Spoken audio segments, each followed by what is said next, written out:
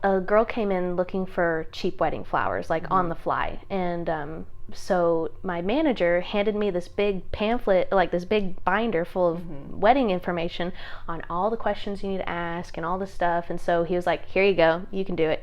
And I was like, oh, okay. So having that like sit down with the bride and getting excited and talking about like what we're going to do for her wedding was what kind of ignited that, I think. So I had this entire like trade style crash course on how to have a wedding consultation, and that's kind of where it started, I think.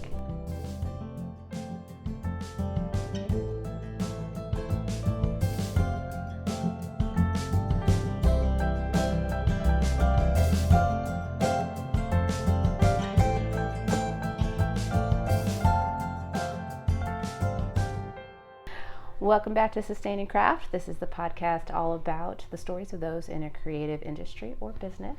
And we're trying a new format. I'm Elizabeth Silverstein. I'm a writer in Little Rock area currently. And I have with me today Hannah Allen, soon to be Anderson, of Petal to the Metal Floristry.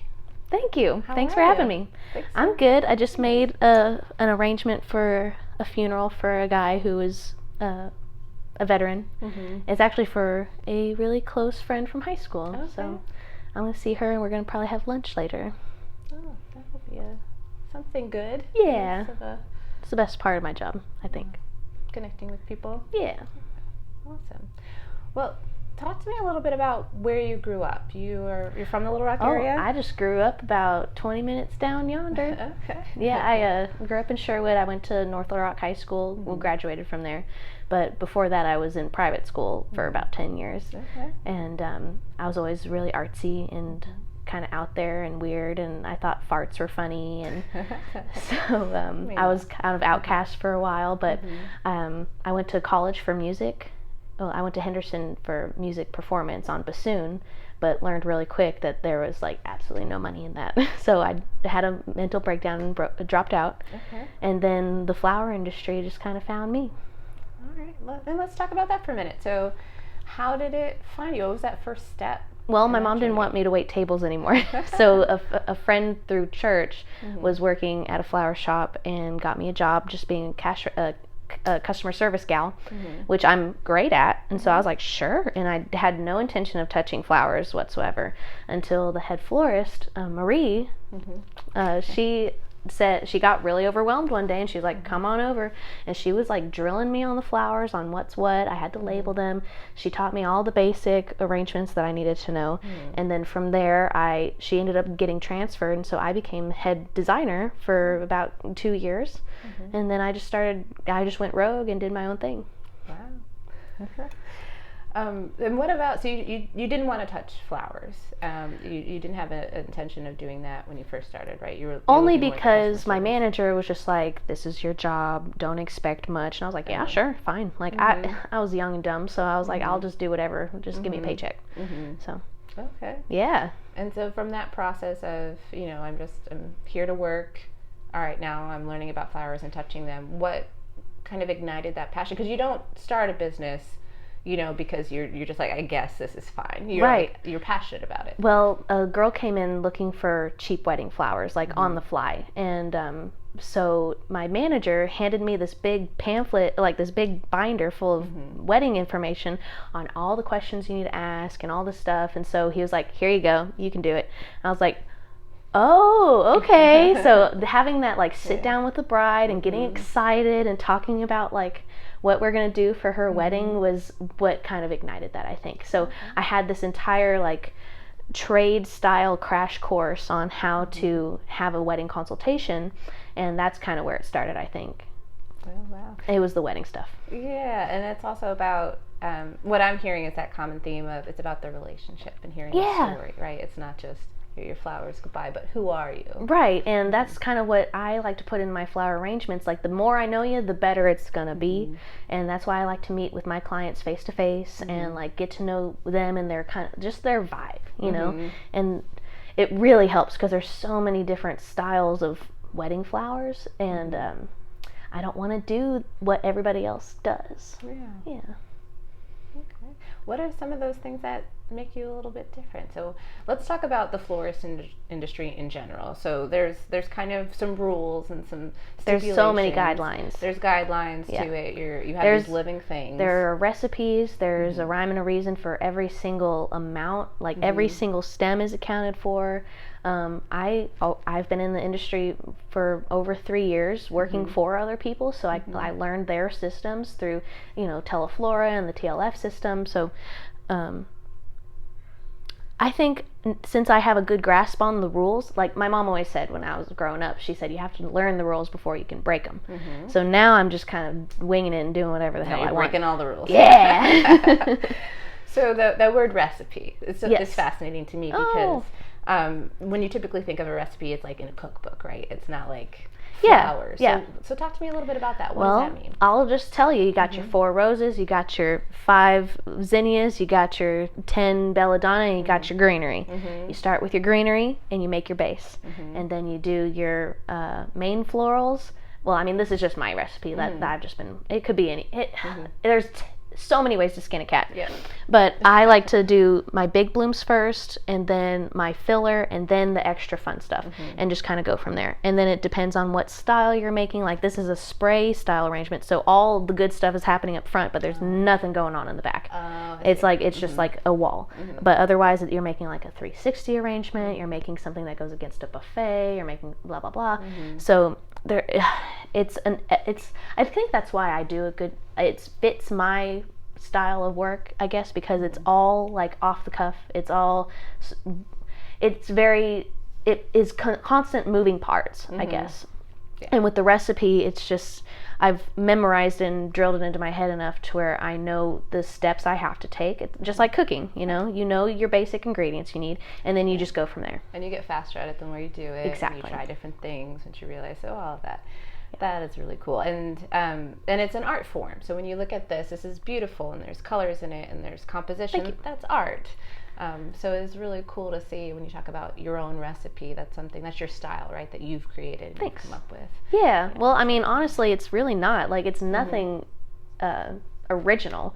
I'm just doing it from my hand. It's just coming from my hands rather than an assembly line style work, like a lot of big florists, there's like assembly line work and there's no soul in it, and they just drop the greenery, drop the flowers, and then move it along its way. And it's like, I get it, it's cool, but like people are paying me good money to do, like flowers are not cheap. It's considered a luxury item for a reason.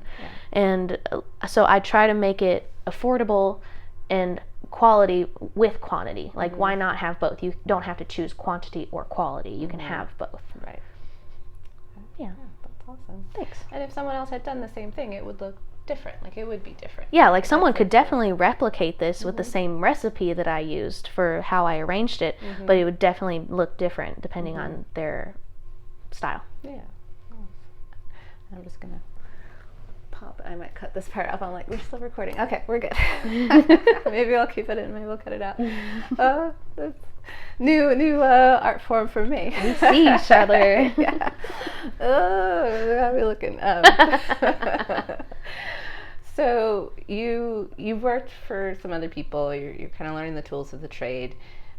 What made you decide to come up with Petal to the Metal first? And so how did that start, and how did you come up with the name? Well, I started with a Hannah Allen flower gal, just because I needed to have a name out there, and I was like, yeah, that works, because I was the best flower girl in all my mom's friends' weddings, and I took my job very seriously. And I guess that's kind of where my obsession with weddings kind of stemmed from. I can say sorry to all my ex-boyfriends for that one.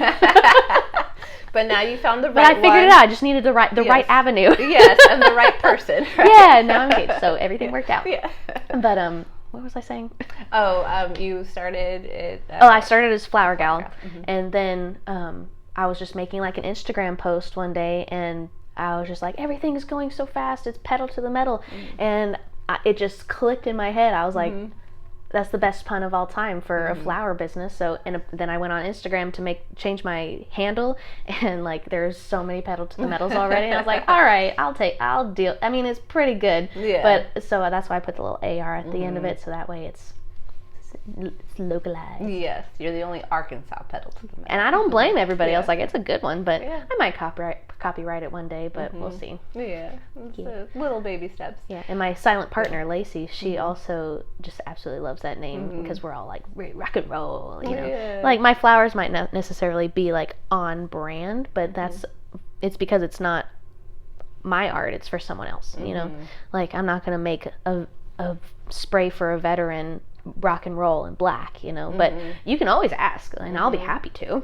And you've done some projects like that. I've noticed you did, was it for a Halloween display? You did, I think it was like black roses on a, is that something you did? The black rose arrangement, I've done a couple actually. I did one in a red vase for Kyle, Arkansas, from his wife, Jenna. She asked for it, so I just loved the idea of like girlfriends getting their boyfriends flowers. But and then I did a installation piece for Mutants and Monsters with Chris Terry. I think that was the one. I did that over at Vino's, and that was really fun. That was just like from my heart to the community. So. And you do a couple of different products. So you have the floral arrangements, you do holidays, and then you've also done some really cool installations too. Thanks. You've done like the, I'm probably forgetting the name of it, but there was it when it the arch. The arch. Is that Yeah. what it is? Okay. Yeah. So you've done a couple of that, and that's what you did. They're my favorite. Okay, that was really cool. And there was one wedding where you incorporated. I saw that it was like desert themed, so there were some skulls, and you did an arch. Yes, that was my best friend's wedding with the skull. That was probably my best work ever. It was very beautiful. Thank you. And there were some varying giant pieces that you did. It was. Yeah, that was a lot. I was up till 4 a.m. the day before, and 4 a.m. that night cleaning it up. It was crazy. Wow.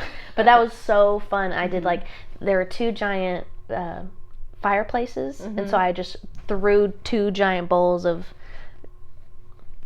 flowers into them, and then with the skulls, like she had the skulls already, so I was like working on the one that was like the ceremony site, and I was halfway done. She's like, "Can you like just throw this skull up there?" I was like, "Hell yeah!" And then it just made it everything, and so yeah, that was one for the books. But yeah, it's been neat following you on Instagram too, because it's very engaging and you're very personable. Thank you. Oh my God. In it. So I really enjoy it, and that was another reason why I wanted to chat a little bit more. But the reason we met was through Katie Rains, the graphic designer. Yeah, she did my logo. Yeah, she did a great job. We'll make sure I get that up so people can see that. She did that, and then she also has Art on the Rocks. Yeah. Every third Thursday at Fassler. That's the only thing that my fiance and I like to get out of the house to do, really? In public. Like, we don't go to shows, we don't go out anymore, but we'll go to drink and draw. Yeah. That shit's fun. Yeah, and it's so low pressure and low key, and it's not a massive amount of people, which I always enjoy. But then when we talked, because I interviewed you for an article in local magazine, and it was just, I interviewed 3 different people, 1 other florist, and it's so interesting to capture that personality and kind of hear that. And that is the cat getting into like the noise is there's a curious He'll cat. calm down. Yeah, no, it's fine. He has to explore now that the fuss has died down. Yeah. He's very cute. So it was interesting in that interview too to hear some of your story and get some of your personality. Thank you. But what are as you were building your business too, what were some of the things that you learned, or some of the challenges about that too? I think it was all just trial and error, because I'm personally have a problem just asking for help. So I think the first 5 years of everything was me literally just like writing down the information and then just showing up, you know, and like I knew already kind of what I needed to accomplish, so that's cool. But like then, like as you can see on my desk, like paperwork started stacking up, and like I had to get more and more organized. So this whole year has been, this past year, like I got my LLC in February, and I got everything like for real this year. So it's taken this freaking long to like get here. Yeah. But my personal friend Sue Lauren Wilson of Sully Wilson Business Building, she just started her own business helping other people build their businesses, and so she got me on QuickBooks. She got me like set up on the computer, which is my weak point. Like I have no computer skills whatsoever, so she really helped me just get from getting past that threshold makes me feel so much more organized and like real as a business, rather than just some wacky artist working in her master bedroom. Yeah, because and one of the reasons I like to do this series too is it almost seems counterintuitive to be a creative and to work from the soul. And that's what she says. It's like really hard. Like as an artist, we shouldn't have to be worrying so much about all these crazy, like learning how to have a business. You know, like I took a business class in college, but like what the hell does that do? You know? And so she's been really helpful making sure that I learn gradually, like through everything, and it's just been a total godsend. Oh, nice. Yeah. Just even tiny little baby steps, you know, to baby get where steps. You are. Exactly. Yeah. So when you first started as Hannah Allen Flower Gal, that was last year? I think so, yeah. Okay, 2018. Yeah. And then this year it's like official Petal to the Metal, like you have your LLC and like it's an actual official business. I'm real, I'm paying taxes. Whoa. There's math involved. Numbers. Yeah. Yeah. Oh, that's amazing. And it's I found personally that it's such a growing process too, to go through those things and make your mistakes and, you know, just every little pieces. And I think sometimes the temptation is like, all right, I have to have all my ducks in a row right away. And yeah. You don't have to do it like that. That's another thing too that I kind of have learned over time is like a lot of people want to rush me on things and like, well, you should be at this point. You should get a flower truck. You should have a business shop, like a retail shop. And I don't want any of those things. Like I'm going to take my time. Like I have to remember that certain things take time and there's no point in rushing it if Rome wasn't built in a day. No. So I've like got my 10-year plan. I've got my year plan from now. Like I'm not stressing out over how many brides I have already for next year. You know, like I know it comes with time. Yes. So I just have to be patient. And right now I'm in my like soft and chill phase, and it's like the eye before the storm of autumn and October and all the Christmas holidays coming up. Yeah. It's coming. I can feel it in the air today. So I'm trying really hard to make sure that, like, it's like a millennial thing, I guess, too, is like when you're slow and you're broke and you're poor, it's easy to just like panic and stress out and just, I've already had those moments where I'm like, maybe I should just go back to waiting tables, but I just gotta be patient and just chill and be a starving artist for a second. And it comes in waves. That's how it is at like actual floral shops and stuff too. It's like everybody's slow right now and everybody's gonna pick up in less than 2 weeks. Like it'll come. Flowers outside start dying and they're not as readily available right now. Then I will be out there. I'll get it all. Then it is your time. Exactly. Well, and I had a question and I lost it. But so you're developing things. What's a failure lesson that you were able to take and kind of adjust from there? Oh, I do remember what I was going to say before you answer that question. Your journey is different than everybody else's journey too. Thank you. And that's important to embrace, and that's why I love doing the podcast, because I think so often we try to look at other things. Well, they did it like this, and their steps were just like this, and that's where people's well-meaning advice comes in, right? Well, you got to do this now. Totally. Just because that worked for that person, right, doesn't mean it's going to work for you. Right. And at the end of the day, if it doesn't work for you, you still have to suffer the consequences, right? So it's like, it's well-meaning, but it's like, it's your journey. I say thanks, but in my head I'm like, shut the fuck up. Yeah. No, thank you. Yeah. And that's very diplomatic, and that's where your customer service training comes in. Yeah. Bridezilla's, man. No. Get me. Oh, it's just one day. It's just one day. It's just one day. Yeah. Oh, well, I'm sure you handle it really well. I do. Yeah. And flowers help when you have something beautiful. Exactly. That helps too. But tell me about, what's a failure that you experienced that... I'll tell you. Okay. So my biggest thing that I have an issue with, is not being able to charge properly. Like, I need to raise my prices. I know how much I need to be charging, but I'm too nice sometimes. Right. And I just want to help. Because you care. I care. But I had this one wedding this past year. I won't tell you who. But they paid me correctly. And I was so appreciative. But the flowers died. Like the good ones. And it just was subpar. And it was a long distance traveling kind of wedding. So like transporting the flowers is a whole other part of the issue too. It's like you gotta... But the best flowers that were really expensive and they were so pretty and unique, they straight up just like fell apart. And it was because I ordered them too early, and I was like, oh, I'll just take care of them. I'll keep them refrigerated. I'll do this, and I fucked up. And so, I mean, she was happy. She was so cool about it. She didn't even notice. Like, she was just enjoying her day. And that's like the best kind of bride to have. Like, she was just like A+ bride, no stress whatsoever, just happy to be there. And so she had no problem with it, but I saw what was wrong, because like that was her money that I put towards that, and then it just went to waste. But that's also the name of the game that I have to learn, is like flowers freaking die, So I'm over it. It's all cool. Like, she's cool with it. The pictures turned out great. So it really wasn't even a failure, but I'll always feel like it was a failure to me. Yes. Because you have this certain standard, and it didn't meet that standard. Exactly, and they paid me right, so I was just like, I needed to live up to that expectation. But like, even when I have a bride that's struggling and I give her like the bare minimum, I'm totally fine. Like, I'll still pull out something just as great if she paid me double, But I don't know, it just. I'm an artist, so I'm going to hate it. I'm going to look at it till I hate it. So. Right, yes, and then you'll put it away, and then you'll pull it out in 2 weeks, and you'll love it again. It's just, it's back and forth. It's hard being creative. Yeah, but now I look back at her wedding pictures, and I'm like, oh, God, those flowers. And like, they could have... But what can you do, you know? Yeah. That's another thing, too, that I learned is, like, every single place that I order flowers from, there's a chance that the flowers are going to be dead when they get there. Like, if I special order something, it's going to be dead, and I just have to deal with it.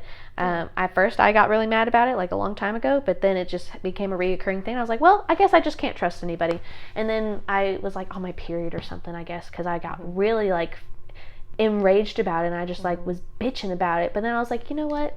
They're just flowers. Like, they're supposed to die. It's not life or death. It's just a decoration. Like, the world will be okay if these flowers don't make it. And there's a clock ticking, right? As soon as you cut them. It's like 11th hour work. Okay. That's another reason I think I'm really good at it, because if I learned anything in college, it's procrastinating. Like, I'm really good at it. So, and I mean, there's nothing really I can do except the paperwork and like make sure I'm prepped. Then, because everything else happens within 3 days. Like, I give myself 3 days for each wedding. And the first day is prep, making sure everything is on schedule to be ordered, paperwork is ready, tags are ready to go, like to be put on everything, boxes are there, buckets are clean. Then I get the flowers that morning on the second day, prep the flowers, take all the greenery off, make sure they're ready to just be like put together. And then usually I try to make everything by the night before, and then I save the bride's bouquet for the day of. So that way I'm able to wake up in the morning, have my coffee, have this pretty natural morning light, and then I get really high. Drink my coffee, put on some Black Sabbath or some music. I sage everything. Like, I make it really, really special for me, because that's when I make my best work, is when I'm in my artistic zone. Like, I just completely disregard anything that has to do with business. I just make flowers, and then I deliver it and I give it to someone who's having the best day of their life. So that's what I try to focus on, and like make sure that there is many good feelings and love put into the flowers as possible. Oh, that's really nice. Thanks. I think so too. And that's kind of your recipe for work, right? You have a recipe for flowers, you use a recipe for work. Well, Hannah, what are some of your goals looking forward? What do you want Petal to the Metal to become? Well, long-term picture. I would love to have land, like a lot of acreage, have a flower farm / wedding venue. I have some girlfriends that we have some plans in the works to go into business together, and Lacey, she wants to be the flower farmer and do the paperwork and the math, which she's amazing at. I'll focus on customer service. Like, she doesn't want to talk to anybody. Girl, let me talk to him. I will talk to everybody. Like, and then I'll have my home. I'll be able to work from home, have my kids go to work picking weeds. Have a whole bunch of them. Exactly. And then like have just like this whole one-stop shop for a wedding, and then have it priced properly. So that way, and also there's so many venues where you have to be out by a certain time and there's no alcohol allowed. Like, I want to be able to have that venue where you can have as many people as you want and be able to drink and go crazy, and be also affordable. Yeah.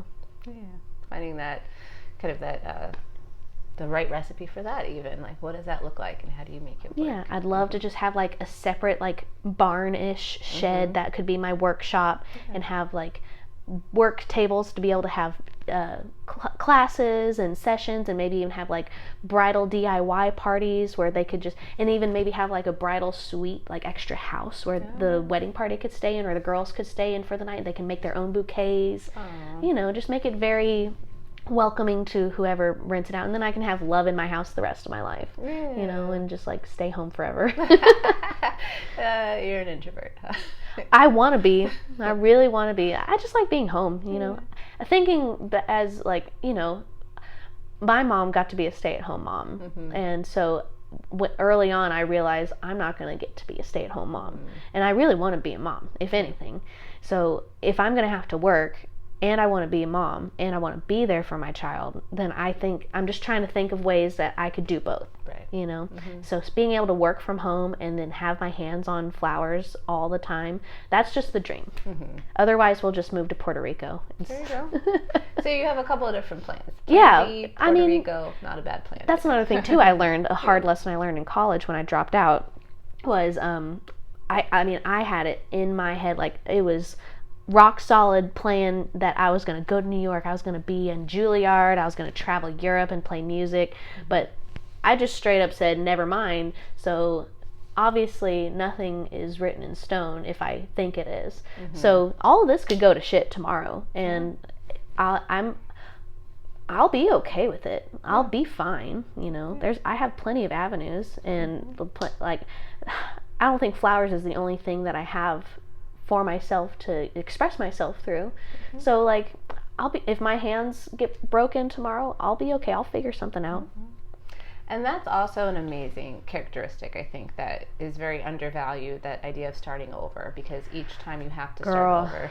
Yeah. I've been there. Everybody has to start over. You have to. And it's hard though. Yes, and when you hold onto something so tightly, that's when you crush it in your hands, right? And that's what I did with music. I straight up crushed it. And not in a good way. Yeah, and so as many times as I've started over, I've counted like, oh great, I'm back at my mom and dad's house, like, or having to start a new career or go back to school. I've gone back to school like 3 times. I got my degree though. Yeah. Finally. But it sucks. It's starting over. It does. And so at this point now, like thinking, I guess it's a little nihilistic of me to just be like, if it goes to shit, it'll happen. If I die tomorrow, it happens. Yeah, I think though, and it kind of reminded me of something you said earlier too, of being okay with being a starving artist as well, because there's something that happens too when, I call it being hungry. You've met hungry people, you've been hungry, and not necessarily, it's not always like actually starving, but even though that could be part of it. You know what I'm talking about. Yes, it's a desperate energy that you're sending out into the world. Yeah. And then people don't respond well to it, because we can all feel it. We can feel energy. Yep. Especially us empaths, we can feel it, and we know.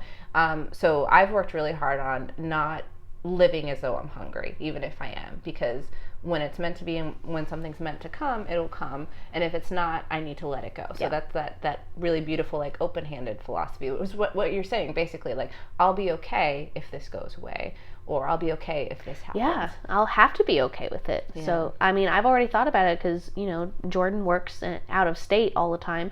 So I keep telling him all the time, I'm like, you just let me know. We'll sell everything and just move to Puerto Rico. I'm ready. It can happen. Yeah. Anything is possible. It is. And it doesn't erase everything you've built up to this point, or how you've grown as a person. Yeah, like if you see celebrities, everybody starts somewhere, and their careers change and flow, and they stop acting and they become philanthropists. Like, why can't I just stop working and become a philanthropist? Yeah. Or, talking about whatever you want to do. Because, and it's also whatever you're going to do, even with broken hands, you're going to work hard and you're going to care. I got to do something. Yes. And I think that's the most important thing, because life is just about growing. And I'm so young still. Yeah. So, I mean, for as many careers and different things that I've already tried, there can only be so many other things that I have left to do. I had my tarot cards read at a Renaissance festival in Kansas once, and I was it was my first time, and I was really skeptical, and I asked her, like, about my past lives, and she blew me away. Because, I mean, if she said this to everybody, that I feel like everybody would probably try a little bit better in life. Because she could say this to everybody. But she told me, in my past lives, I was either someone of real importance in the church or real importance money-wise. So I was like either a really high-up politician or a banker, or I was like a pope or someone in the church, you know. And then in my last life, I learned how to do both and make them balance each other, making money and being spiritual. And so now in this life, it's my free ride.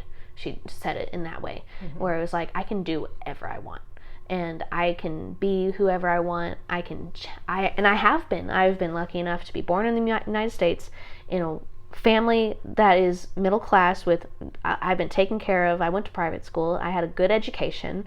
I've been able to do whatever I want to do with my life. And then with flowers, it just like absolutely, I cried because it just like makes sense. It's like flowers I'm able to make art and a living and feed myself at the same time. So this is the best gig in the whole world. And I love it. I love it so much. And it would be terrifying to lose. Like, but I'm really glad that it's happening. Yeah. One day at a time. Right? Yeah, exactly. Everything, it's just, I'm living one day at a time. Well, Hannah, that was all the questions I had. Was there anything else you wanted to add? Well, how are you doing? Hanging in there.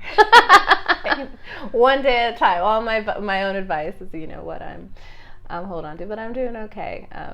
It's been a crazy year. It's been a crazy life. Yeah. Crazy past 2 years, but yeah, one day at a time, and really learning all those things of just open-handed methodology of anything could disappear in an instant, and you can work so hard for something and it's just gone, but that's not really the point of life, right? The point of life is you're growing and you're on this journey, and you have to take each day as it comes. And the more you hold on to stuff, the more you destroy it, and the more you can kind of just dwell. Yeah, and just live and grow, and take the things as they come. Bloom. I wish I could stop bad things from happening, but I can't. So it's just all right. Yeah. One moment at a time. Love it. Yeah. I learned in Dale Carnegie, sometimes you just have to live in day tight compartments, because I'm a compartmentalizer. Like everything has to be compartmentalized.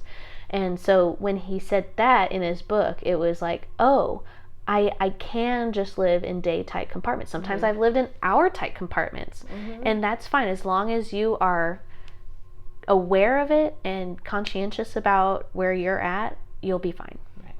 Yeah. You can't fight the growth, I think. Exactly. Some people try, but the only constant is change. Yes. Things happen. Well, Hannah, do you have advice for someone else? Maybe they're starting out, maybe they really want to pursue something that's creative. What would you tell that person?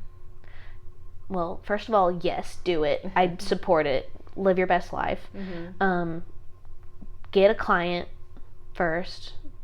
Figure it out, like let them know. I feel like being completely transparent about where you are about something helps so much. It does. My first 2 years of brides were so gracious and so good to me, just because they just wanted to support me. Yeah. And they're also like me, broke gals just trying to have a great wedding and feel good, but also it not suck and be overly expensive, and I don't want to break their bank, So just being transparent, saying like, I'm just starting, can you be my guinea pig? Something like that. Just be honest. Yeah. Honesty has gotten me as far as I've gotten now, because there's no shame in starting and beginning. Like, that's what I think is a problem with millennials now too, is like, you have to be good at it immediately in order for it to be valid. It's like, you can start at any point in time in your life. Just start. Just do it. Yeah. It's going to be bad. It's gonna be bad. It's gonna be bad for a while. And that's okay. Yes, yeah, and it's fine. Oh my God, you should have seen the pictures of my first few weddings. Like, I look back and I just laugh, because I remember exactly where my brain was and what I was thinking while I was making a mistake. Yeah. And I didn't realize it was a mistake until I saw it, and I was like, oh my God. I put the hydrangea underneath this, and it just... But then you didn't make that mistake again, or it was slightly different. It was like baby's first flower arrangement. Yeah.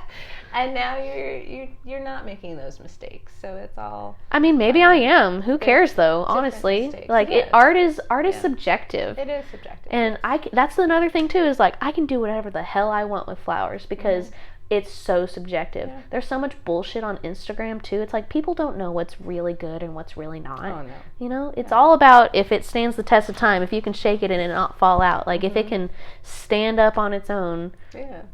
And there are the technical aspects too. There's technical aspects that people don't even realize. Yeah, knowing the rules and then being able to break them. Yeah, that's the creative aspect. Right? Yeah. Wow. Well, Hannah, it's been such a delight. This has been lovely. This has been wonderful. Thanks for coming. Yes, thanks for sharing your story with me. And this has been Sustaining Craft with Elizabeth Silverstein and my special guest today, Hannah Allen, soon to be Anderson. Can't wait to see the photos at your wedding. Thanks! And a little shout out to Jim Chiago of Nomad Neighbors. Catch him on Spotify and I believe iTunes, and also playing around Denver. He has provided the music for the podcast. Nice. Great. Thanks again, Hannah. Thank you.